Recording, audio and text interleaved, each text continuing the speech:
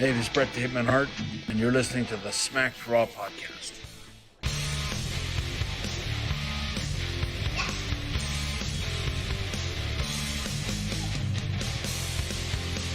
I'm like, okay, well, has this always been a thing? Where have I been? What's up, everybody? Welcome to the Smacked Raw podcast, Friday Night SmackDown Recap Edition. We are your weekly hosts. My name is Kyle Tyson, and of course, I'm joined by Sir Cussalot, Mr. RN, Mr. 8984. What's up, buddy?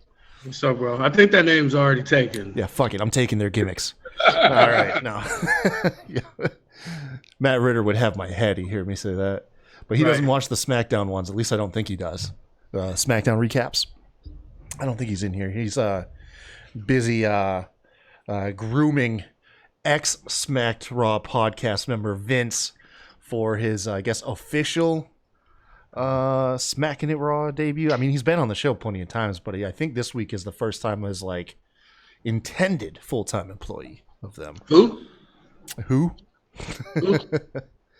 But when one door closes and Vince GTFO's off the show, we got someone way better back. We got Sebastian. He came back on the AEW Dynamite recap review. Sebastian, longtime member. He's been gone for a while.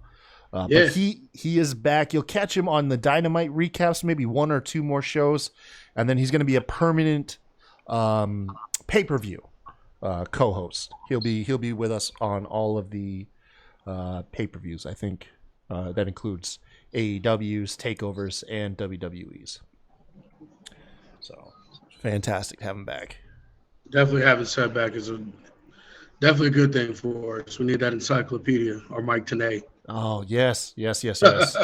Fantastic. Plus, you and Kevin always just have a hard time making it to the pay-per-view recap, so that slot was just naturally open anyways. Works out pretty good for us. If you guys aren't familiar with the show, we're a wrestling recap show. If you haven't pieced that together yet, we cover WWE, AEW, NXT, all those fun shows. We said we were going to cover Wrestle Kingdom, and then our old asses did not feel like staying up at 2 or 3 in the morning. I know you watched Wrestle Kingdom. I'm down to do a show for it if you want to. Even if it's like a one-off, I'm down to do a show for it for sure. We'll talk about it. I still have, every time I go to watch it, you know what? I drank a ton of coffee before I came home tonight, if you can't tell. I'll go ahead and probably after this recap, I'll throw it on. I'll watch it at least, night one. It was fucking phenomenal, man. Yeah. It was like I didn't know a damn thing going into it because I haven't really been keeping up with it because the shows that they had didn't really have any English commentary, and I try and keep up with it, but I can't mess with it. But this show, I mean, literally didn't know anything going in. It was one of the best wrestling shows of the year. So it's this whatever, not this actual calendar year, but January to January. Yeah. Top 3 pay-per-view. It always feels like it's capping off a year, not kicking off. You know what I mean? Yeah. Yeah, it always seems like the end of the year blowout or whatever. Not that it's, but yeah, both nights and both main events, both nights were shit was lights out. We'll figure it out, man. We'll figure it out.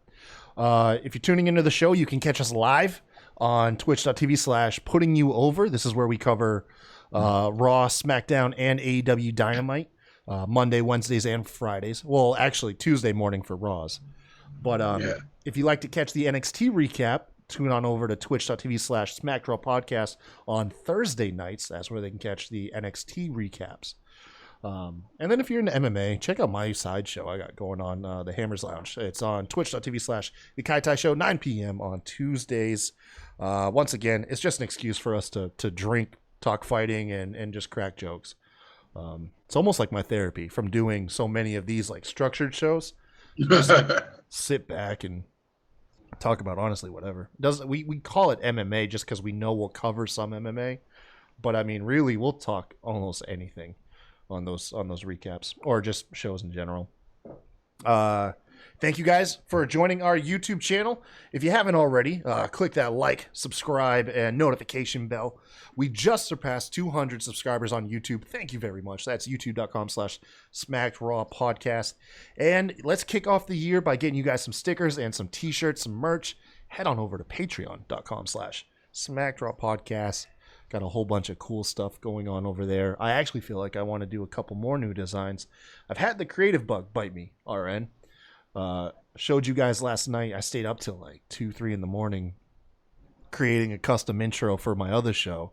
So I'm about ready to turn that motivation towards this show, towards both intros and merchandise and other crap.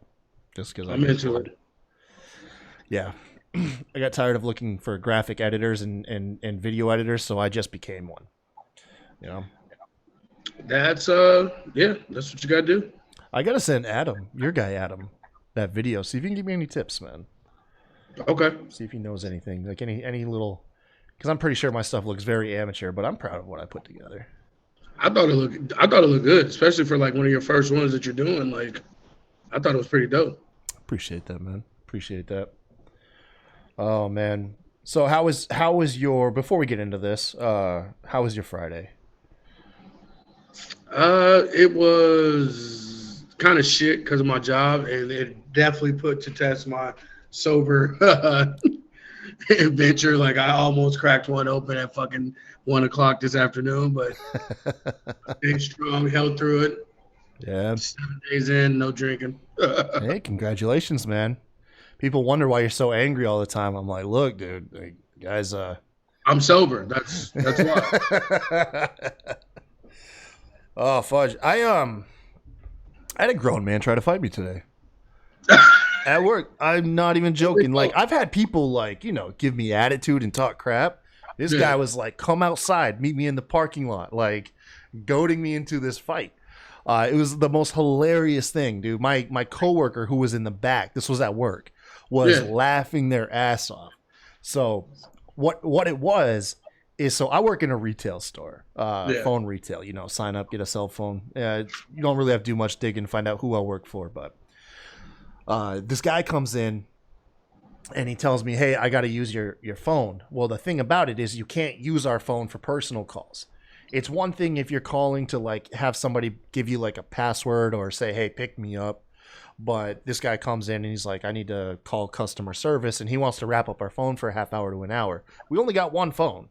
So we tell him, like, sorry, man, we can't. We have to reserve that for people calling us, trying to actually buy stuff. So this guy, he kind of throws a fit because this is probably the second or third time that we've told him this. He can't use our phone for these personal calls. Well, to double down on it, he says, man, F it. Let me just make a payment and I'll be out of here. And this is where I was like, crap, because I saw you had cash. And our system went down today, at least for our PCs. Like, we could process card payments, but we can't process cash payments, right? You can't get to the drawers and stuff. No, man. So I tell him, and I knew it. I knew how he was going to take it. I was like, can't do it, man. And at this point, he thinks I'm messing with him. Right? Because he knows I don't really like him, you know? So it's not like I was too upset to tell him this. So, you know, he starts cussing at me, and I got this rule, like, dude, I can put up with nasty attitudes and cussing. That don't bother me a bit. I'm not going to say much about it other than if we got kids in the store, then chill out. But when you turn it and you start insulting me and your derogatory remarks are directed towards me personally, you got to go. Like, you're going to get out of the store, man. I'm going to kick you out. So I gave him one pass. He was like, you're full of shit.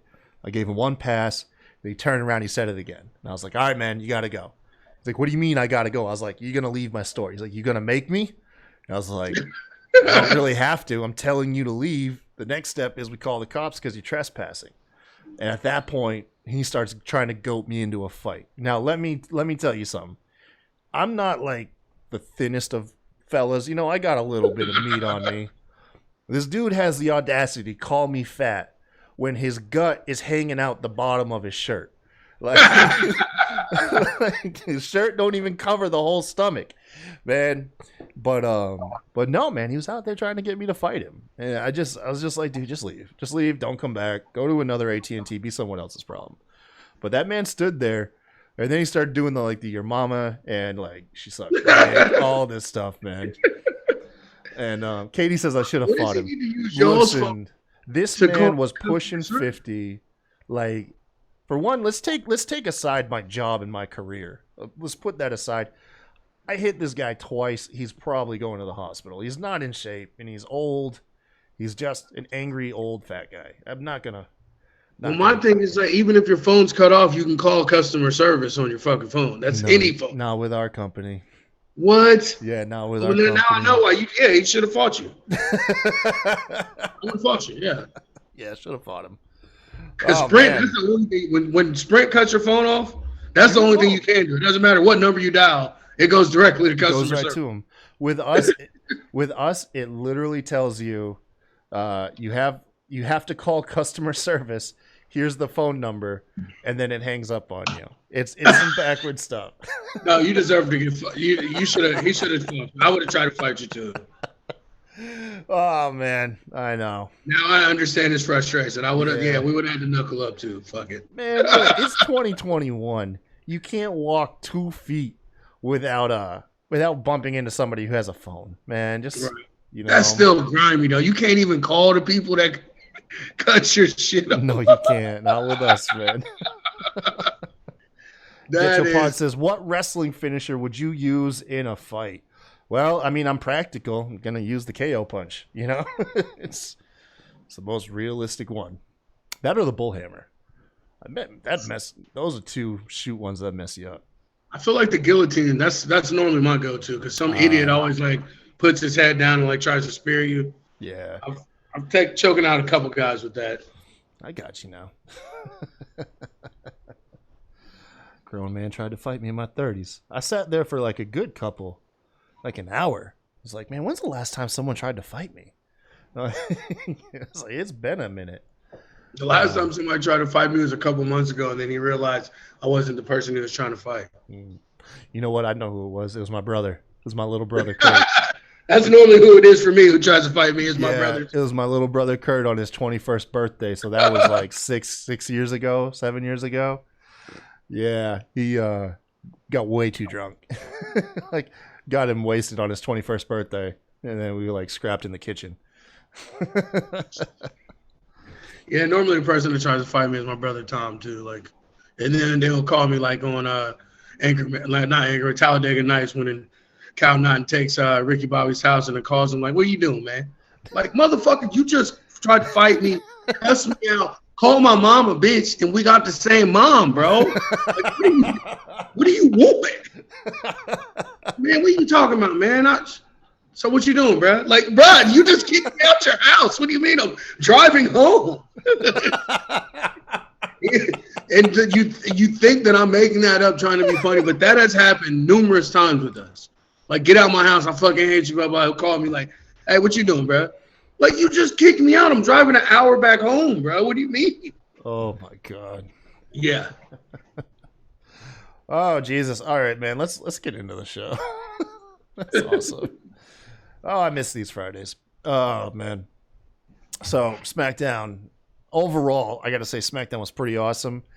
Hate the ending.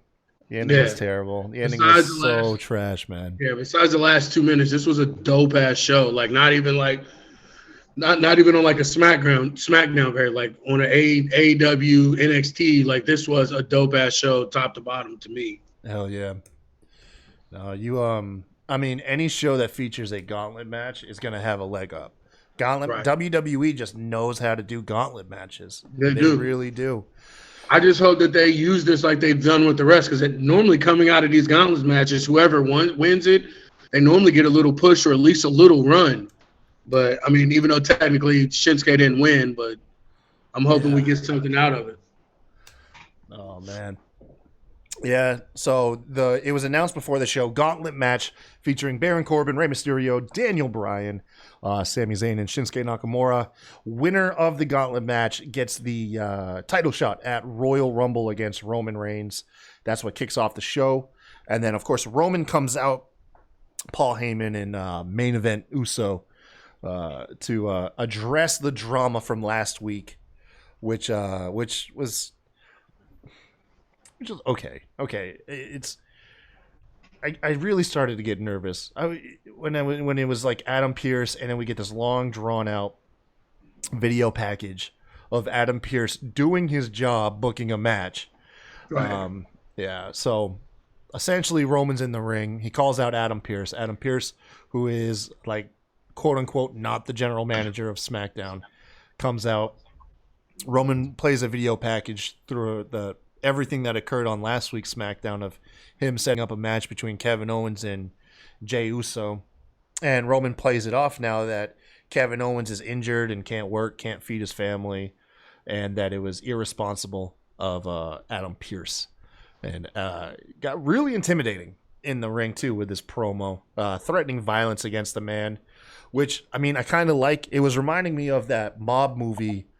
I can't remember. It was based on, like, the Irish mob, where this guy just was on TV and would talk trash to the mob. It was like, yeah, this is my business. This is where I live.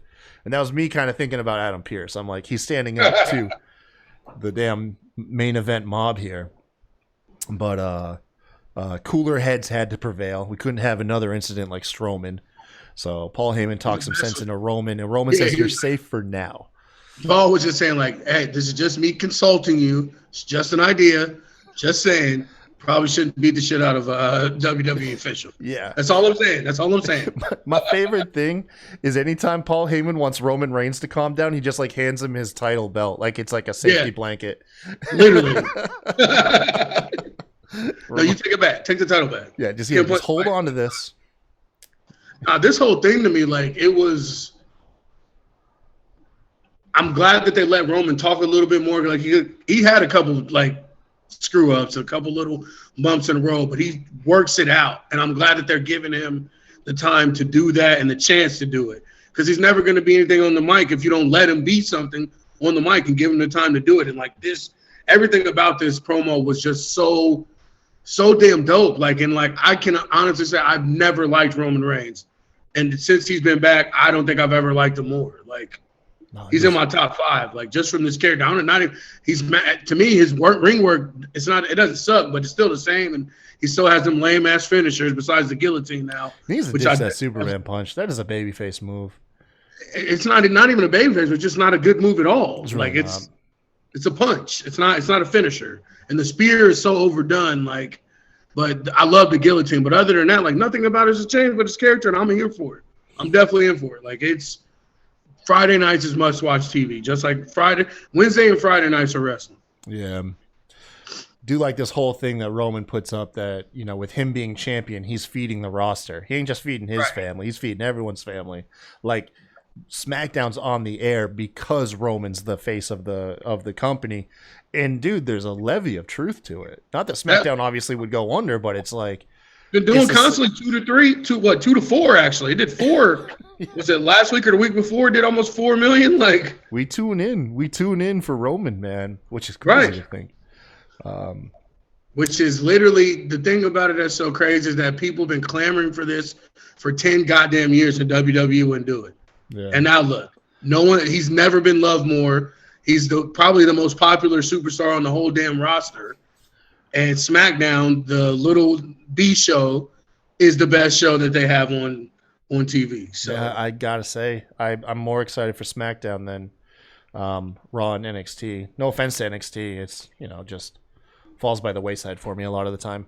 Although New Year's Evil was awesome. New Year's Evil. I'm right there. I'm right there with you. Like I wouldn't say it's more exciting than NXT, like because I just love NXT, but like I'm as excited for SmackDown as I am NXT, and that's saying something. That's saying something. Go back a couple of years, people would laugh at you with a statement like that. Right. Literally. Yeah. Up next was the Intercontinental Championship match that we were promised last week.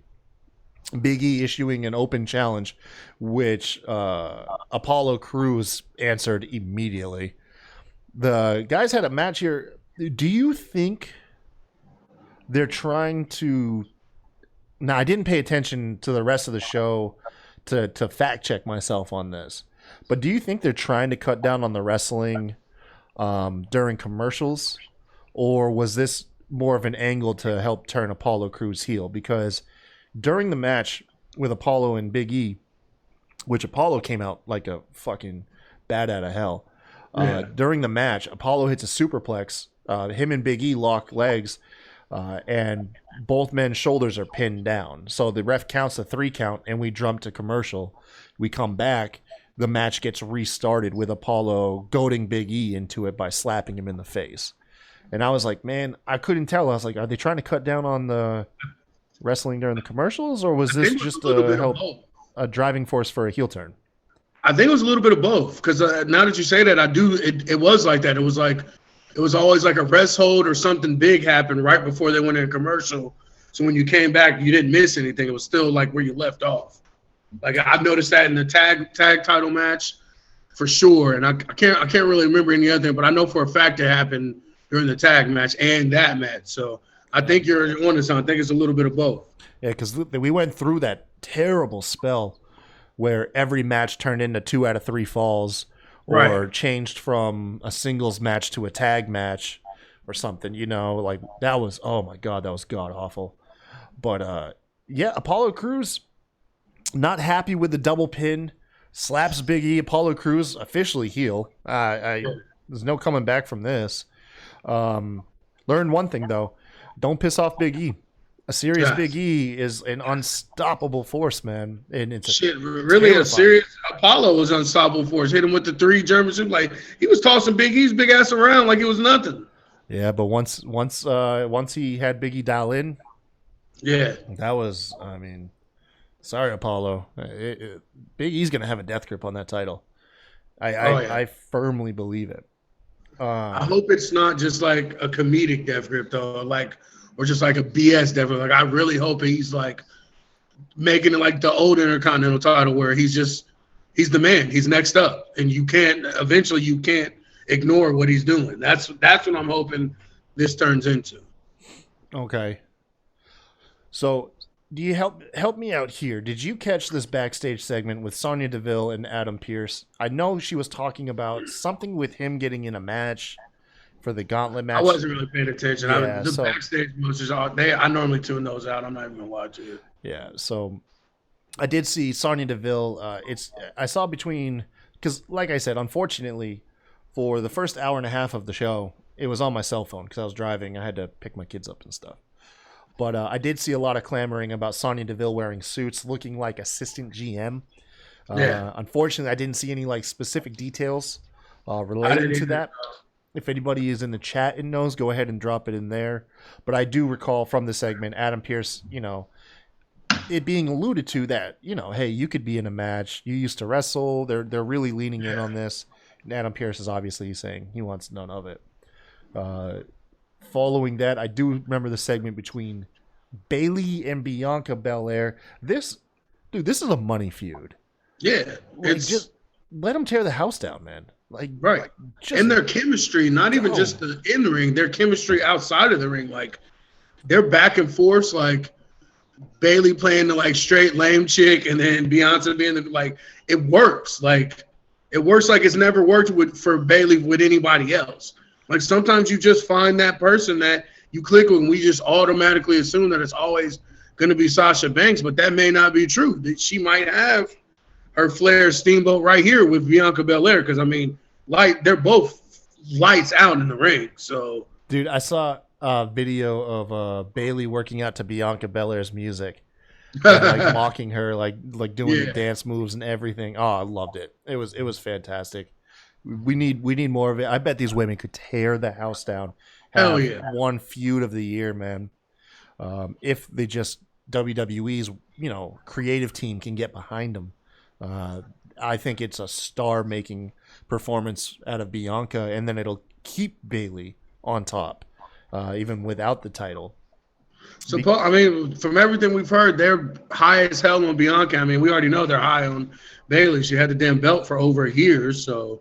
Yeah, I still feel like Bayley's more of a champ than Sasha, even without the belt. Yeah, I'm way more captivated.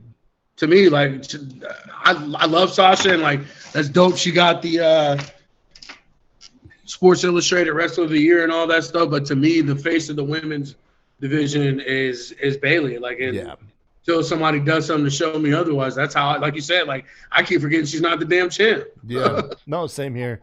Hell, Sasha wasn't even on tonight. Nah. Carmella was on. at one point, I know, like just cutting a promo that she's more naturally talented.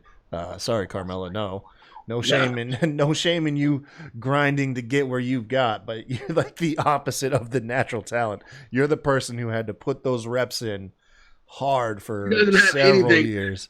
Naturally better than Sasha. She doesn't look naturally better. She doesn't wrestle naturally better. Nothing naturally better. Naturally better. Like, you don't got nothing naturally beat. She ain't beating Sasha nothing naturally.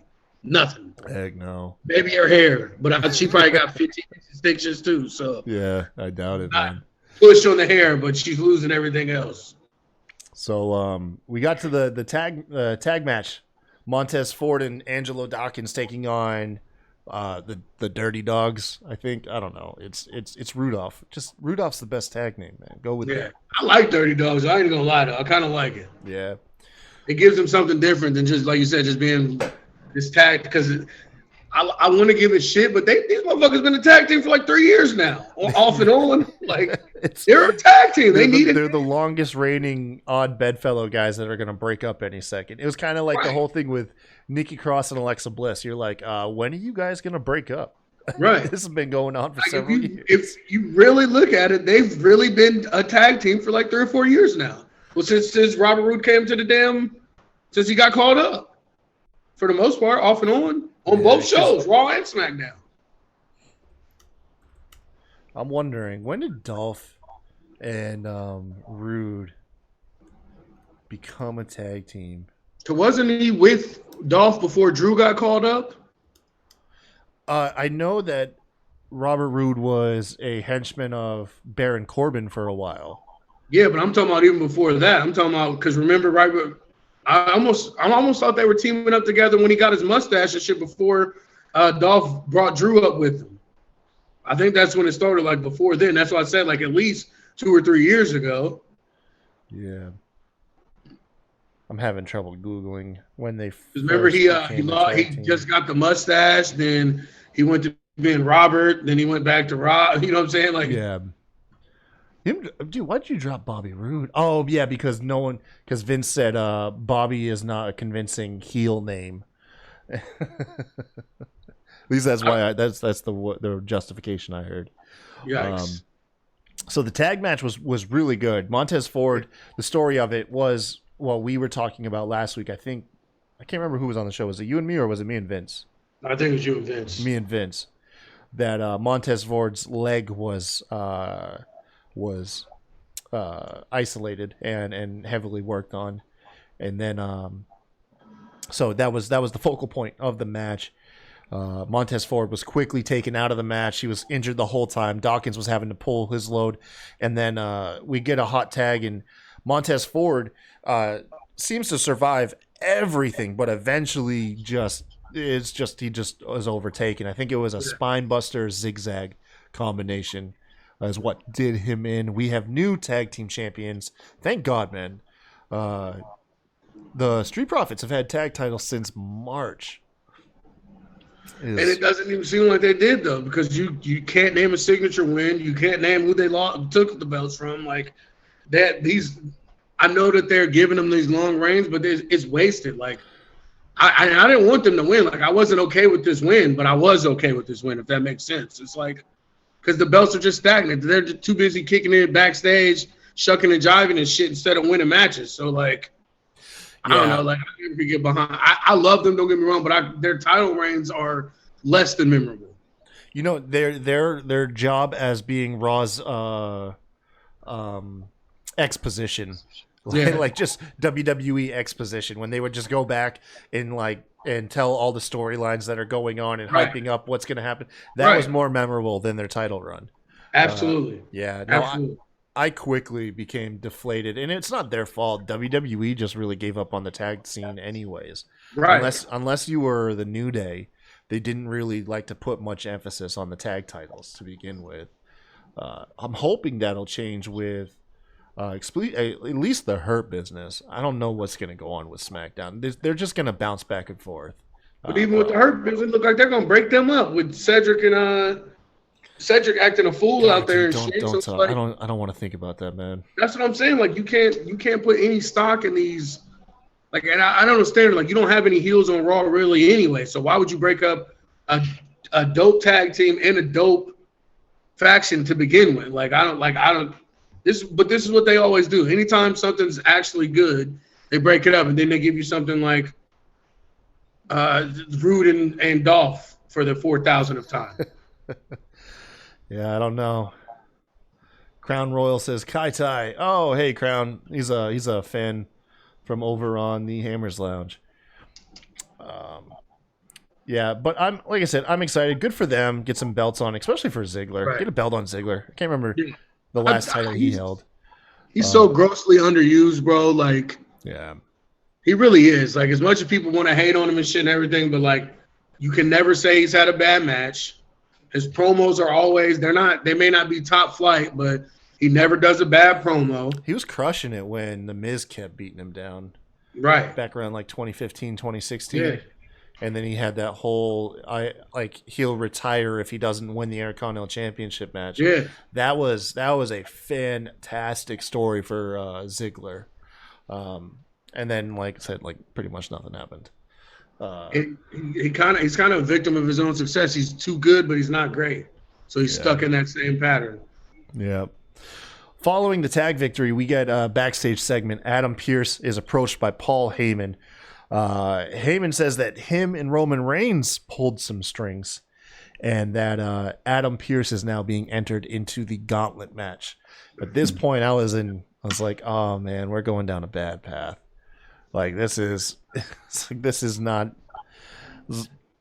In my mind, I was being hopeful that it was just an excuse for them to beat up Adam Pearce, but no, they really went full in on this, and we'll get into it. But this was the first red flag. I was like, oh man, we're gonna get something not good. Everything was going too good in the night. It was just going too good. Billy Kay became an official coach for the Riot Squad. I can't wait to see that happen. She's so dope. Like, I don't know why they thought Peyton was the star of that group. I don't know what made them think that in any way, shape, or form. I do not know. Okay, so Gauntlet match. By this point, I'm home, but I did miss one part. I saw the whole thing is kicked off by Rey Mysterio and Sami Zayn. I see Sami Zayn's new gimmick is he's got this documentary team to prove all the conspiracies against him. I cannot wait for that to pay off. But I did realize, like, he must have been beat in less than a minute. Like, something happened because it wasn't even a minute. He came in. He was like, he turned around and was like looking at the documentary squad, like shouting orders at them. Turned around, got kicked in the nuts. 619 frog splash out the door. Wait, Ray kicked him in the dick? It looked like a dick shot. It wasn't a dick shot, but it looked like a dick kick. So. Oh, okay. Well, no, it's because I'm looking at the WWE's Twitter feed, and he looks like he's holding his dick. Like, yeah, he really does. Man. It looked like, I thought it was a dick kick. I mean, yeah, man. I don't know. I do not know, man. Next up was the star of the Gauntlet match, Nakamura. He came out. Not only did Nakamura break one of WWE's taboo rules by tapping out a babyface, with him tapping out Rey Mysterio with an armbar, he also went on to beat Baron Corbin and Daniel Bryan clean as a whistle with Kinshasa. So fantastic. Especially go back and watch the whole thing between Nakamura and Daniel Bryan. That is a classic. It still trips me out. He named his finisher after the Ali. Was it? No, it wasn't Foreman. I can't remember whatever it is, but it was Ali Boumaier. That's why it used to be called the Boumaier because it was Ali. In New Japan. Yeah, and then WWE, you can't do the kill him, so he changed it to Kinshasa, which is the name of the town that they had the fight in. Oh, that's fantastic! I didn't even realize that. Yeah, I was watching. I don't even know. It was some weird ass internet. I fell down a hole on YouTube, and they were talking about and explaining it, and that's why I was like, damn, that's dope. So he still kept it that, but just in a different way. So that was dope. After Nakamura wins. By the way, I'm talking through it fairly quickly. Nakamura had a star-making appearance. For a man that people lately have just been, look, the guy wants to collect a paycheck and surf, to now we want to see Nakamura take on Roman Reigns. Because one of the issues that we've heard is that SmackDown doesn't have enough baby faces, or WWE in general now doesn't have enough baby faces. This definitely turned Nakamura face. He's going to have something to do with Roman by what happened at the end, which was Roman, Jey Uso come out for Adam Pearce, because he's the last one. They end up beating down Nakamura, who's fresh off of 3 back-to-back matches, beat him to a pulp, tell Adam Pearce to do his job, throw him in the ring. Pearce eats a super kick. Roman lays him down to have Pearce pin Nakamura, and now will help headline Royal Rumble as Roman Reigns' opponent. I've been trying to wrap my head around this. How does this become compelling? I get it with Jey. With Jey, we knew Jey wasn't going to win. We knew it. He wasn't going to win. But you knew you were going to get a hell of a good emotion and story out of these guys. Right. And Jey might be able to know.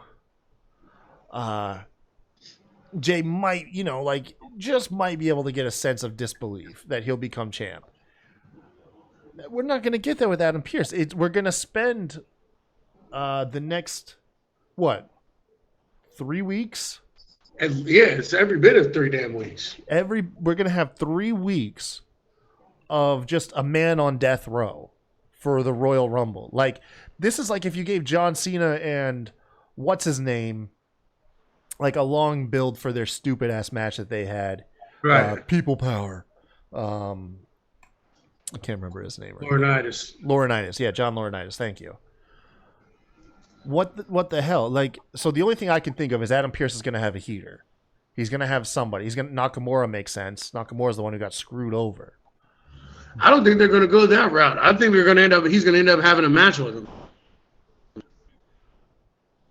Do you think there's 3 weeks of wasted hype to get to a match that it's going to be a murder scene, essentially. Right. The only thing I can think of is like you said, they're going to be fucking murdering Pearce, and Nakamura is going to come out, and Pearce is going to say, I should have never been in that match. That was bullshit. Nakamura is the rifle, blah, blah, blah. And that's how we get Nak versus Roman. So you don't think Pearce will make it to the match? No. God, I hope you're right, man. I hope you're right. I just don't see him really wanting to wrestle. Like, he's had plenty of opportunities. He ran 2 other promotions before he got here. He could have booked himself in anything he wanted.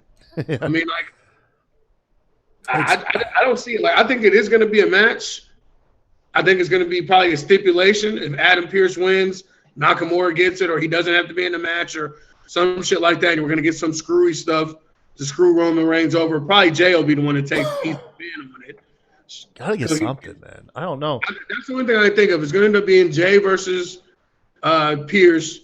If Jey wins, Pearce has to fight him. If not, if Pearce wins, then Nakamura, whoever he wants, gets out of it. I guess I don't know. I just don't see it being an actual match. Like, I don't understand why they always have to include the GMs and stuff. Like there's no reason to. Like, I'll give him one benefit of the doubt here. It's been a minute since we had an authority figure angle. Right. And especially it's been a longer minute since it's been a babyface authority figure angle. Adam Pearce has arguably been one of the best authority figures we've had in a long time. Yeah, but that's the thing. He's not really an authority figure because the authority figures were dickheads that were trying to screw over the babyfaces the entire time. And Adam Pearce isn't. He doesn't even screw over the heels. He's literally. Look, man, I'm just trying to do my job, Roman. Like, look, bro. Like, I don't even want to do it. Yeah, like, I didn't even want to do this. Vince just left early and said I had to do it. Like, I don't want this job, bro. Like, he closed it down the middle for everybody. That's the thing. Like, it would have been better if he was a heel. You know what I'm saying? Or if he was like a straight baby face, like Kurt Angle was, just trying to screw the heels over. Like, because then you would have some sort of conflict there. But you really got to do this. Been calling it down the middle. Like, yeah. Like, there's no beef there. There's really no beef there. I wonder if they play his character drunk with ambition after this, because they did play up that his dream was to be WWE champion at some point. Michael Cole, I think on commentary, said that he literally was not good enough to wrestle in WWE. That's painful. I wonder if they really do try to play this baby like almost like a more believable James Ellsworth story. Yeah. You know what I mean? It's going to be something screwy. Like, it has to be. Like, watch, he's been behind the scenes training, and he's going to come out and put like a 5-star match on. Who knows?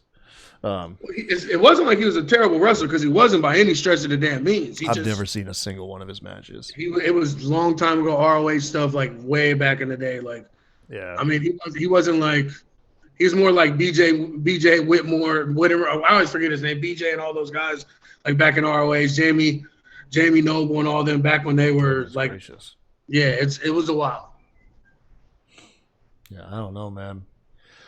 But I'm not going to lie. This is the first story angle that Roman's been a part of since coming back that I'm like kind of apprehensive about. Where I'm going to let the process. I'm going to give him the benefit of the doubt. You know, that's the thing. I am going to give him the benefit of the doubt. We've heard good things. We heard that Roman Reigns turned down Damian Priest getting called up last week because it made no damn sense for Damian Priest to come up and be a babyface with Kevin Owens.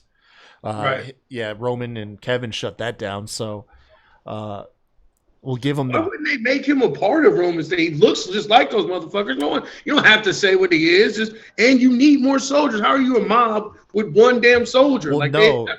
Damian Priest was supposed to come up and help Kevin Owens. Yeah, that's what I'm saying. Why would they have? He should be helping Roman Reigns. You need soldiers to be a mob. Like, you need lieutenants. He only has one now. Like, that's the thing that's like, I don't like, I love it and I get it because of Roman, but like, how are you got your thumb on the entire roster with just you and your little cousin? Yeah. Like that, and old as Paul Heyman. Like, you need soldiers. Like, you gave Corbin 1,500 henchmen and shit. Like, why not give the tribal chief a tribe? Like, yeah, exactly. I don't have a damn tribe, man. Like, I don't get it at all. I don't get it at all. Bama brings up a good point, but like I said, it's the story beats that I'm just concerned about. But Bama brings up, perfect point. Roman has so much heel heat now for doing all that he did. He stole Shinsuke's moment, forced Pierce to be there to screw him over and give himself a weak opponent, so he's a bully and a coward. No, we get that. But Dave, we're not disputing any of that at all. We know what it's lined up for. But we're talking about the stuff in the meantime to get us to that. Yeah, I'm wondering about the middle and the end of the story. Now, granted, like I said, I'm not going to throw up. I'm not going to throw my hands up and be like, this is bullshit and this is a terrible thing. Absolutely not. I for once, like, usually I have an imagination where I could be like, okay, I could see it go here or there. Really have no idea what you would do with this. The only good thing about this is the fact that we don't know what's going to happen. That's a very good point, RN. Way to be optimistic. No, I mean, I like that. Sometimes I like not knowing or not being able to guess that these dumbasses are going to redo the same thing from the same thing, 3 or 4 angles, or what is it, dusty finishes, whatever the hell they call it, for every goddamn match. Like, sometimes I like not knowing what the hell's going on. Yeah. Bama also brings up one last good point. He says, when's Jimmy supposed to come back? The tribe needs some tag team gold. Facts. Probably Royal Rumble, honestly. That's my thing. Like, I don't understand why they have not given him a faction. Like that's the part about this whole thing that still doesn't make sense to me. Like, all these scrubs you got running around in the back and doing nothing. Like, there has to be, like, what's his name, Usman or whatever from Raw. Like, what about Domikato or whatever? Like, you ain't got to say that he's Samoan. You just throw him out there. You ain't got to say what he is. He kind of looks like him. You know what I'm saying? Like, it's wrestling. You don't have to tell anybody. People, Kofi Kingston was Jamaican. That motherfucker's from Boston. Like, you don't have to. Yeah, I know, right? New England. You don't have to say anything. Like, give him a heater. Like, I don't understand this. That's the only complaint I have about this whole thing is, like, why does he not have a faction? Like, why is it just him and his baby cousin? It's like on a Christmas Story. the bully, his little sidekick. Like, come on, bro. Like, give him a try. Give the tribal chief a try, or give the head of the table some other fucking people at the table. Because it's like there's one person at the table with him. Like, yeah, I'm looking at the roster right here. I'm trying to see some names that may jump out. Because it could be some unknown people as well. That's what I'm saying. Like, Dabba-Kato, did he get drafted to Raw or SmackDown? Dabba-Kato, technically he was drafted to Raw. But, I mean, those guys, they didn't know what to do. So, I mean, I remember, like, Ruas, Otaru Ruas or whatever, they sent him to Raw, but then he actually ended up in NXT because they didn't know what they're doing. I'm trying to think who would look good. I bet if you did it right, Andrade, give him something to do. Arya Davari could do something with him. Arturo Rua, once again, he looks like he would blend right in with them. That's what I'm saying. I would take him over those other two. Yeah. Let's see. Bronson Reed would fit in. And he Australian. He's blowing, but he's close enough. Shit. Yeah, and then of course he went with Dabba-Kato, Damian Priest. God, dude, Dominic Mysterio just looks like a baby. I wouldn't mind him a little heel turn, and Roman played it like taking him under my wing role. Like that would be dope. Yeah, trying to see. Really, I was hoping that was going to happen with the Seth Rollins and the Savior stuff, that he was going to eventually take Dominic. I like Naomi. Keep Jinder out and of there. Samoa Joe. Jinder's such a built guy, but like, just got a really bad stigma about him. But getting the Roman rub could change that. Yeah, I mean, it's very true. Very true. Mansoor, you could do something with Mansoor instead of just rolling him out for those Saudi shows. Right. Yeah.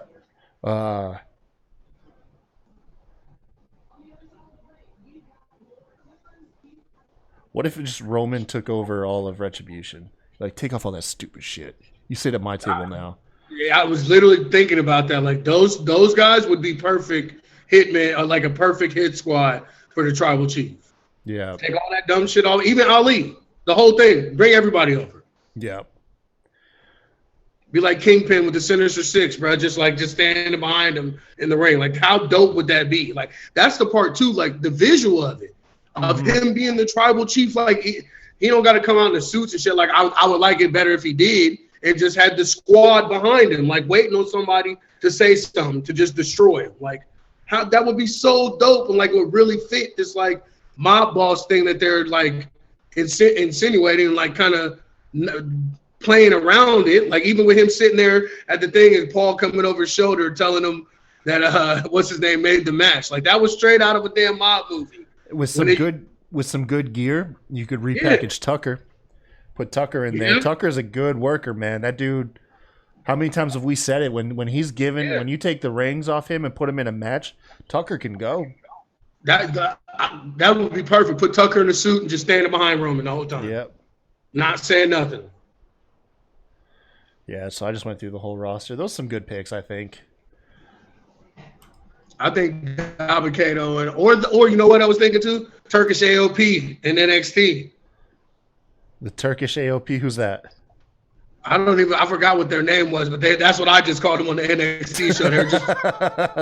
They were two huge Persian dudes. Malcolm Bivens was their manager for a little bit, and they kind of like just disappeared. But they're two big, huge dudes. Like, they're not Samoan at all, but they got the long hair and shit, kind of look like it. Throw them in some suits, both of them standing behind Roman. That would be fire. I'm trying to go back through see if I can see who you're talking about. Oh my gosh, you got me wondering. I wish I watched more NXT. I just don't have enough time in the week. They were not even. I think I see one of them. Dude's name is Rinku. Yeah. They had some weird name like Rinku and Swarov or something. Yeah, I see who you're talking about. Yeah, I just called them Turkish ALP because I couldn't never remember their name before. what the hell their tag team name was. That's fantastic, man. Yeah. Katie put it in this year. That was the name of their tag team. I couldn't remember for the life of me. Yeah, let's see. Bam says every person with Samoan heritage needs to be put in with him. It needs to be family based. Yeah. Build it until you have Roman versus The Rock, man. But that's why I picked the dudes that I picked, because they're culturally ambiguous. You don't know what they are. You don't know. Like you don't have to say they're Samoan, but you also don't have to say that they're not. You know what I'm saying? Like, and Roman already says he's feeding all of WWE. Right. I mean, that means all of WWE is sitting at his table, you know? But I see where Bama's coming from. Yeah. No, and I agree with it. No, I definitely agree with Bama. That's why the people that I was picking, that's why I picked them, because they all look like they could be a part of the Samoan dynasty. You don't know. I mean, look at Yokozuna, bro. Like, yeah, rolled him out as Japanese. Oh, Japanese, God. Right?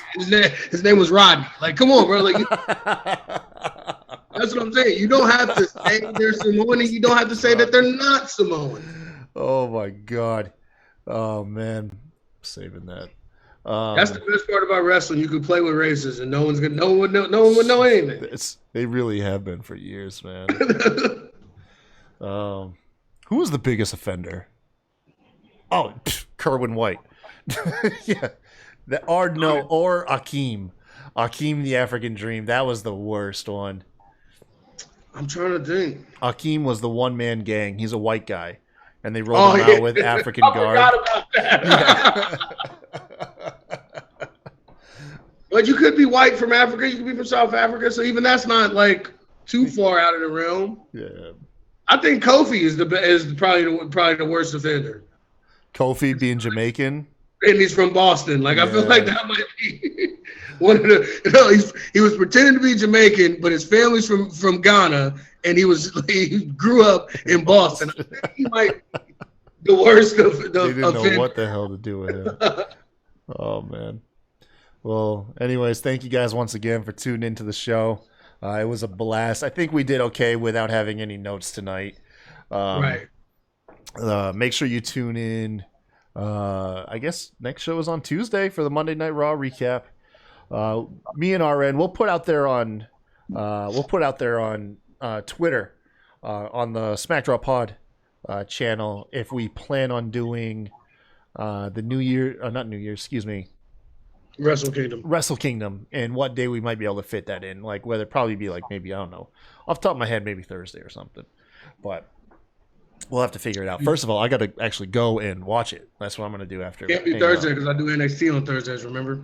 That's right. Yeah, that's true. We can record Wednesday though, especially while Seb's subbing in. That is true. Yeah, we could do a non-live. Yeah. And just drop it. We'll figure it out, man. We'll figure it out. First thing I have to do is I just got to watch it anyways. Yeah. Well, you let me know. Like I said, I've already watched it. I'm about to go back. I need to rewatch night 2 because I missed the last 2 matches of it because I ended up having a call at work. But it's just if I do it, if we do an off show, I kind of want to do it like how we do the MMA recaps on my other show. Is I'd rather just talk about what stands out. Instead of running every single match, just like it's like 8 hours. So like no, like I'm definitely yeah. Rather just like I think it's close to 6 hours. I think both shows are like 2.5, 2:45. So yeah, we definitely could just cut off, or we could just cut off. Well, yeah, whatever you want to do, I'm down. If you decide We'll figure it out. Once again, you guys, like, share, subscribe on YouTube. Thank you once again for getting us over 200 subs. We've been working on that for a while. Make sure to follow us on Twitter at SmackDrawPod, myself at The Kai Tai Show, RN over at Mr. 8984. Check out, Patreon, and just all that fun stuff. And like always, you guys, until next time, y'all have a good one. Peace out, y'all.